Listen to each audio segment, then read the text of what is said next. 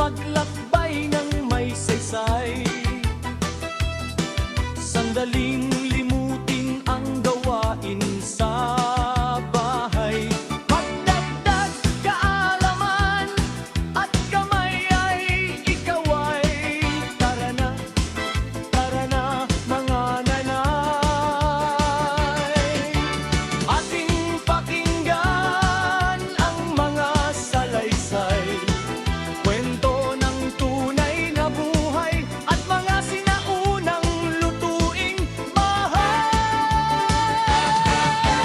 Kwentong may saysay, dagdag kaalaman sa isang may bahay. Tara na, maglakbay tayo sa mundo ng karunungan at hanapin ang mga kwento ng isa